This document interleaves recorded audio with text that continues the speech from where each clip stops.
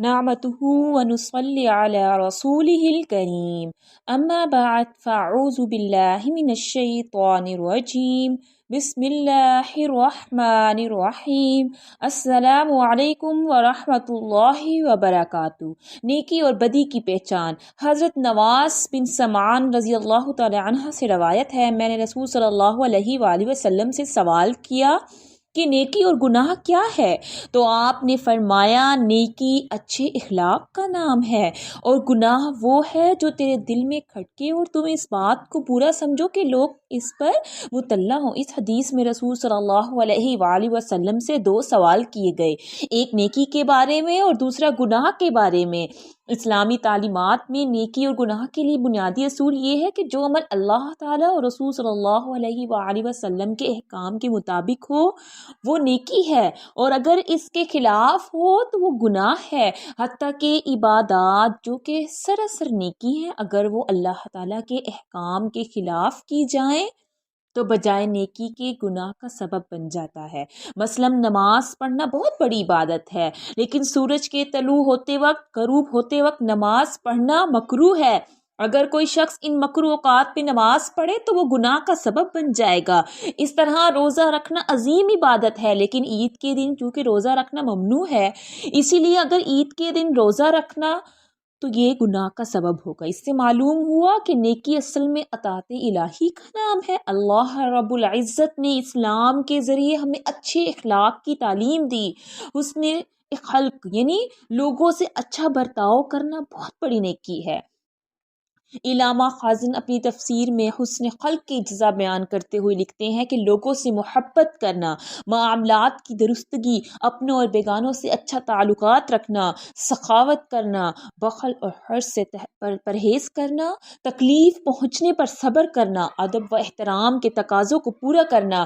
امام غزالی نے حسن خلق کے بارے میں بڑی قیمتی بات کہی، فرماتے ہیں حسن خلق کا ثمرہ الفت ہے اور برے اخلاق کا پھل بیگانگی اور دلوں کی دوری ہے۔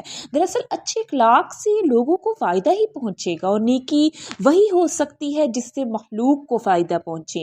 جب لوگوں کو کسی کام سے فائدہ پہنچتا ہے تو وہ اس کام کو پسند کرتے ہیں۔ خود کام کرنے والا بھی اس بات کو فطری طور پر چاہتا ہے کہ میرے اچھے کام لوگوں کو معلوم ہو۔ چنانچہ رسول صلی اللہ علیہ وآلہ وسلم نے نیکی کے برعکس گناہ کی پہچان یہ بتائی کہ گناہ وہ عمل ہے جس کے کرنے کے بعد آدمی دل کے اندر کھٹکا محسوس کرے کہ لوگوں کو پتہ نہ چل جائے۔ حقیقت یہی ہے کہ مومن کا دل ہی نیکی اور بدی کی کسوٹی ہے۔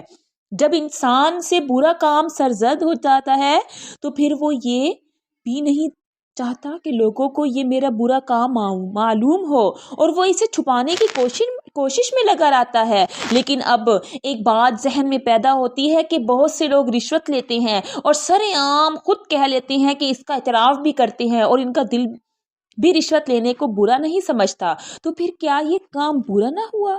اس بات کی وضاحت کے لیے ایک بات ضرور ذہن میں رکھنی چاہیے کہ جس دل کا ذکر رسول صلی اللہ علیہ وآلہ وسلم نے فرمایا ہے، اس سے مراد قلب سلیم یعنی تندرست دل ہمارا ہے، بیمار دل مراد نہیں ہے۔ اور بیمار دل وہ ہوتا ہے جو نیکی اور گناہ میں تمیز نہ کر سکے۔ جیسے تندرست زبان کے ذریعے آپ میٹھی اور کڑوے کو بالکل صحیح طور پر معلوم کر سکتے ہیں، لیکن جس شخص کو بخار ہو جائے تو پھر اسے چینی بھی کھلائیں تو وہ اسے کڑوی محسوس ہوگی۔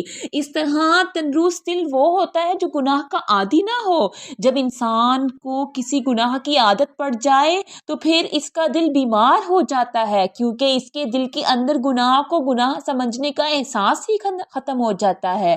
اب مثال کے طور پر رشوت کے گناہ کا تذکرہ ہوا تو کسی ایسے شخص کو دیکھیے جس نے کبھی رشوت نہ لی ہو۔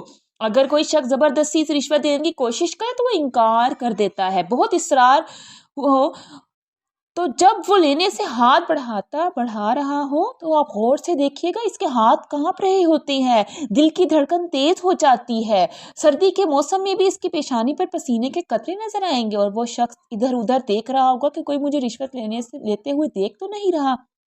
یہ سب کیفیات بتا رہی ہیں کہ اس کے دل میں رشوت سے نفرت ہے۔ لیکن خدا نہ کرے اگر کسی شخص کو شیطان نے بہکا دیا، اب وہ رشوت لینے کا عادی ہو گیا، تو پھر اب اس کے دل میں وہ رکاوٹ وہ کھٹکھٹا ختم ہو جائے گا۔ لہٰذا دل کو تندرست رکھنے کے لیے یہ سب سے بڑی پابندی یہ اختیار کرنی ہوگی کہ وہ انسان کسی بھی گناہ کا عادی نہ ہو پائے۔ گناہ کی عادت سے بچنے کا طریقہ یہ ہے کہ جب گناہ سرزد ہو فوراً اللہ سے معافی مانگ لیں، توبہ اور استغفار کریں۔ بس یہ شخص اس گناہ کا عادی نہیں بن سکتا۔ اللہ تعالیٰ ہمیں اچھے اخلاق سے آراستہ ہونے اور گناہ سے بچنے کی توفیق عطا فرمائے، اور ایسا قلب سلیم عطا فرما دے جو نیکی اور گناہ میں پہچان کر لے۔ آمین یا رب العالمین۔